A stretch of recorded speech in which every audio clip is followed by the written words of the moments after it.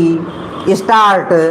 अध्यक्ष महोदय, प्रौद्योगिकी में होने वाली प्रत्येक नई प्रगति नई वैचारिकता की अपेक्षा रखती है।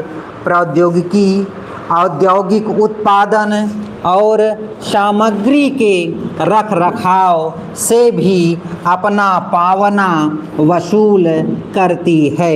इसलिए हम देखते हैं कि सुयोग्य अफसर अच्छे प्रबंधक भी होते हैं। अपने दैनिक कर्तव्यों के बीच आपको जीवन भर हमेशा ही नए विचारों और नई खोजों की तलाश करते रहना चाहिए, विशेषतः प्रौद्योगिकी के क्षेत्र में। लेकिन आपको यह गलतफहमी कभी नहीं होनी चाहिए कि आप और सभी से श्रेष्ठ हैं।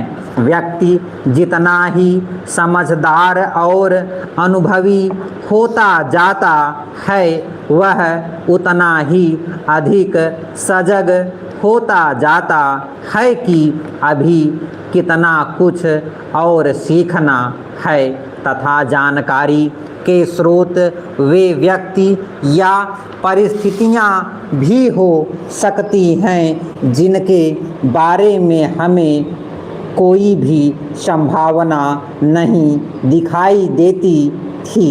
यह अकादमी आपको अफसरी का प्रशिक्षण देती है, लेकिन मुझे आशा है कि यह इस विचार को आपके मन में नहीं प्रविष्ट कराती कि महज पोशाक और खाने की मेज़ पर बैठने के शिष्टाचार ही किसी तरह की श्रेष्ठता के सूचक हैं।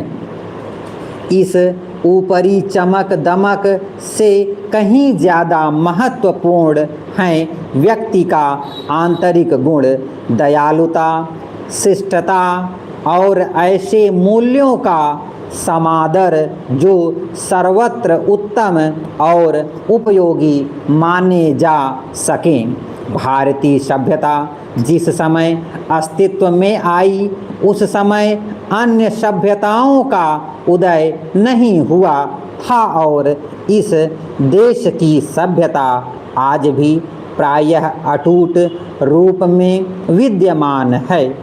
आप यह कभी न भूलें कि इस देश का अस्तित्व इसके लंबे इतिहास में आने वाले सभी उतार चढ़ावों के बीच अगर बना रहा है तो उसका श्रेय उन लाखों करोड़ों भारतीय किसानों और सामान्य लोगों को है जिनकी जड़ें हमारी संस्कृति में बहुत गहराई तक गई है। वे हमारी स्वतंत्रता की लड़ाई की रीढ़ रहे हैं और नया भारत उन्हीं के आधार पर समृद्ध बनेगा। सांसारिक दृष्टि से सफल व्यक्ति वह माना जाता है जो सभी परिस्थितियों में अनुकूलता प्राप्त कर सकता है तथा जिसे केवल पश्चिम की ही नहीं बल्कि एशिया और अफ्रीका समेत सभी देशों की संस्कृतियों का ज्ञान है तथा जो न तो किसी भी संस्कृति को औरों से हेय मानता है न श्रेष्ठतर और कुछ भले ही बदल जाए, लेकिन जो एक चीज़ लगातार बनी रहती है वह है साहस। मेरे पिताजी ने मुझे लिखा था, बहादुर बनो और शेष सब कुछ तुम्हें स्वतः मिलता जाएगा। साहस ही अन्य सभी गुणों की नींव है। स्टॉप। समझे?